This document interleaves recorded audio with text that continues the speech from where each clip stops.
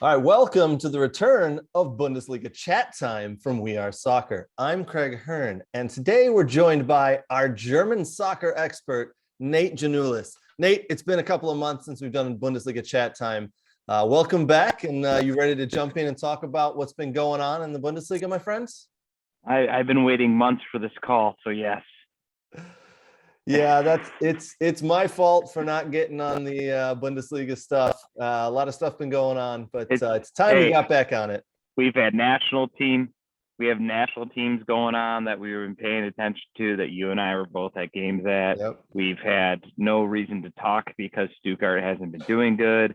And there you go. So it all makes sense. So this is true. Well, today we'll chat about the table where certain teams are sitting, and then we will, for a couple of minutes, talk about your Stuttgart. I know it pains you, and it pains me a little bit too, but we'll see if they can pull it out here because they're in a relegation fight right now, and it's not a good thing, man. Yeah. No. It hurts. It hurts to watch. They haven't won a game this year in 2022. Ooh, they're going to need to change that. We'll get to them. We'll get to Stuttgart. Yeah. Hopefully the viewers will not see a grown man cry on Bundesliga chat time. The 2 or 3 viewers that decided to turn in to actually listen to about Bundesliga, I have a special statement right before we start with Stuttgart. A special We Are Soccer official Nate Janulis statement that I'm going to make. I'll tee you up when it's time. For now, let's talk about the table. We'll look at the top half of the table here. Obviously, Bayern Munich, the best team in the league. We know this. They're running away with it. They're 8 points clear at the moment of Dortmund, who's sitting second. Dortmund are 6 points clear of Leverkusen, who are in third. And then where it gets a little bunched up with Leipzig, Freiburg, and Hoffenheim all tied for fourth on 40 points. Goal difference is separating them there, but it's a close battle for fourth. Give me your thoughts on the top half of the table. So if you've been paying attention, which I have, Bayern Munich is basically only at the top of the table because all the other teams below them have been basically crapping the bed anytime they've been given a chance to jump points. So Munich has had a lot of injuries and a lot of defensive issues. They decided, for whatever intelligent reason, to sell one of their better center backs, Sol, because he didn't want to be on the team anymore. So he leaves at the end of this year, but he's still on the team, which is almost kind of like a bad idea. Sure. Because you always got to wonder if he's really going out there, giving it his all. He's going to Dortmund starting next season. So good pickup for Dortmund. Actually needs center backs. McKenna hasn't lived up to what he's supposed to be. Right. Leo Goretzka has been injured. Alphonso Daisy has been injured. Muller's out with COVID. And topping all off, Manuel Neuer hasn't played because of knee surgery. Yep. So when you wrap all that on, they really, really have been struggling. Now, at the same time, every time they drop points, has managed not to jump ahead. So they had an opportunity last week to beat Augsburg up and managed to pull out a tie for a team that's also struggling in a relegation battle. So it's been just back and forth. So yeah, right now Munich is sitting ahead, but it's not because Munich has really been that dominant. If you look at the last 3-4 games, it's more or less because everyone else, when they're given the opportunity, they decide to kind of lay an egg.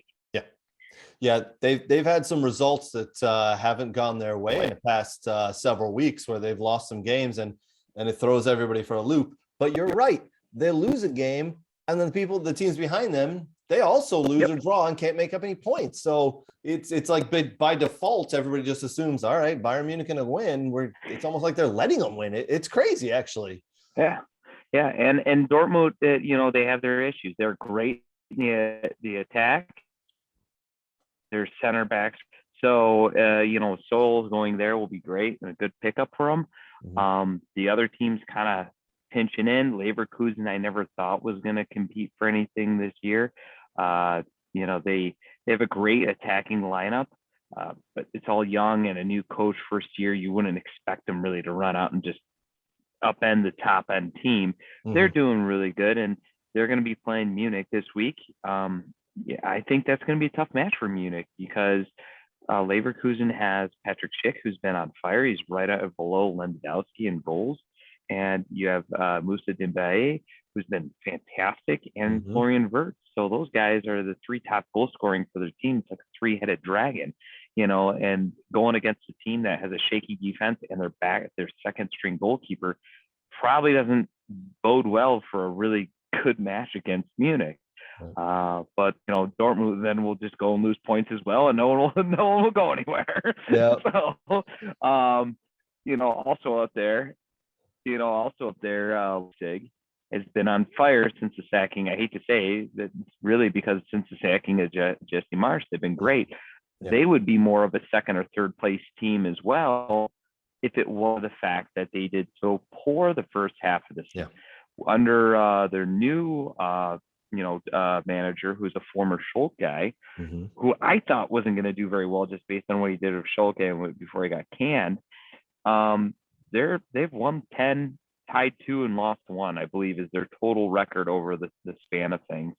So they're really rocking and rolling. Unfortunately, it dropped so many points in the beginning, but they went from 7/8, I believe, when Marsch went out. Now they're sitting 4th, and they're a strong 4th. I think they're going to stay there. I think Leipzig could even, if they keep going this way, they could even get up into 3rd and take Leverkusen. But that's going to be the real battle for 3rd. Not that it matters, because whether you finish 3rd or you finish 4th, it doesn't matter. You still get the ultimate prize of getting to the Champions League.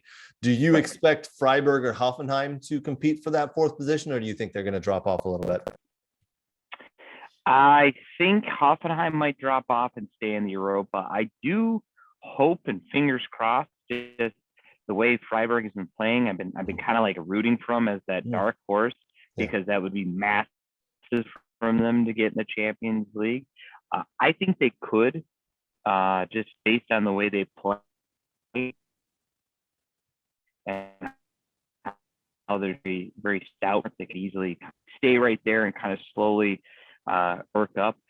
So it's still a battle for sure. I don't see Hoffenheim moving forward. Just based on what I've seen, they got some decent players in the attack, but they're still not the well-rounded team you'd expect them to be. Yeah.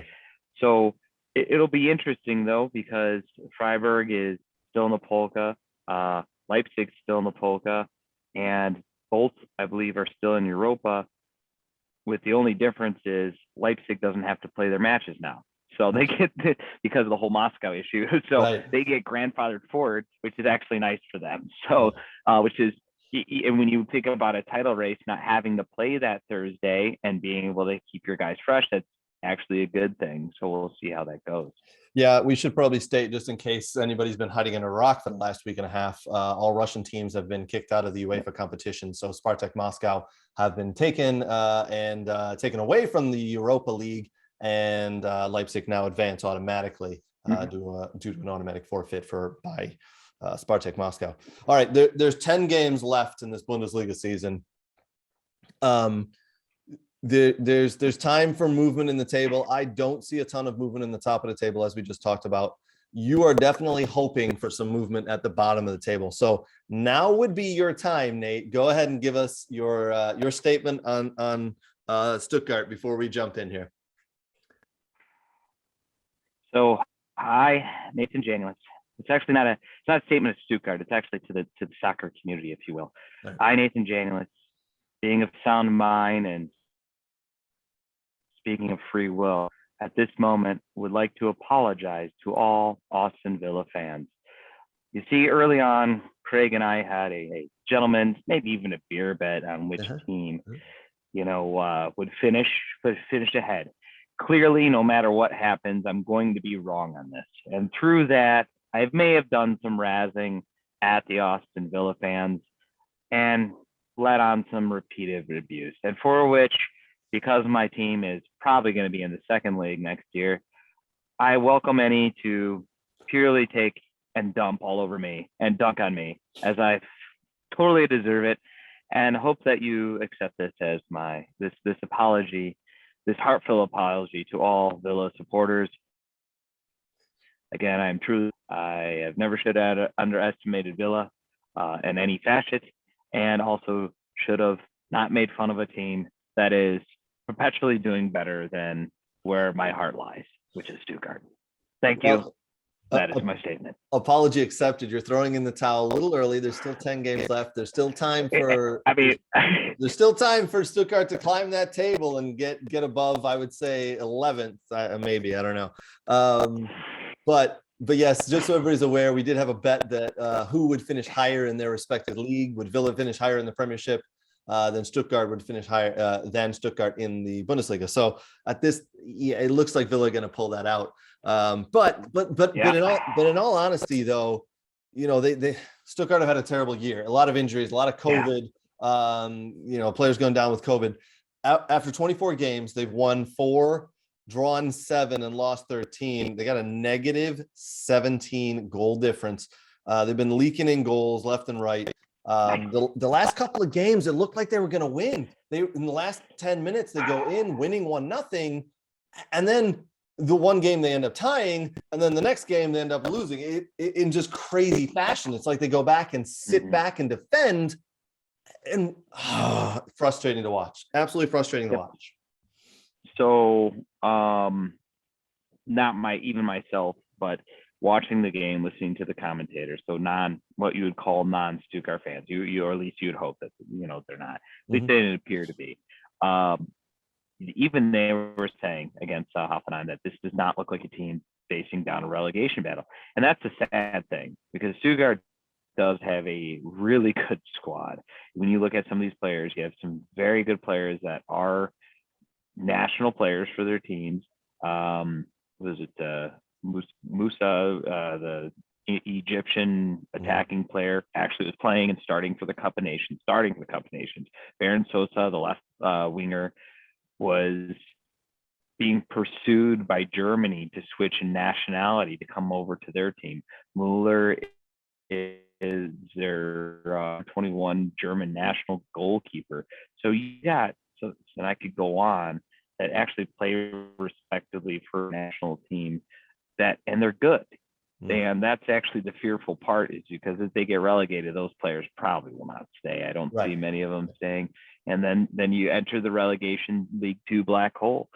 So the one sunny side, if you look at it, is you have Augsburg, who's ahead by 4, I think last time I checked. 4 points, yeah. You have 4 points. You have Hertha, Augsburg, Berlin, Hertha, and Augsburg and Bielefeld, who are all right there within about 4 to 5 points.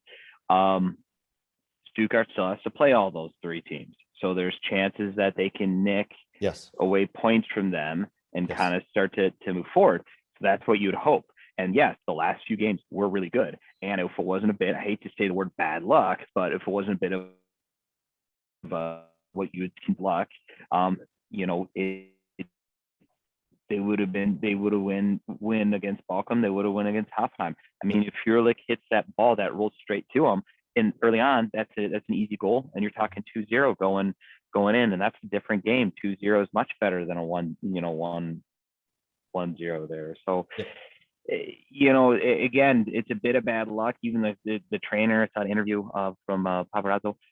He flat out said, it's a bit of bad luck, and from here, I'm gonna have to give some guys a kick in the ass where they need it, and we'll see. The surprising factor is they haven't fired their trainer, which I like him, so that's good. But usually a team that's facing that, usually that's the first thing they do is they switch him out.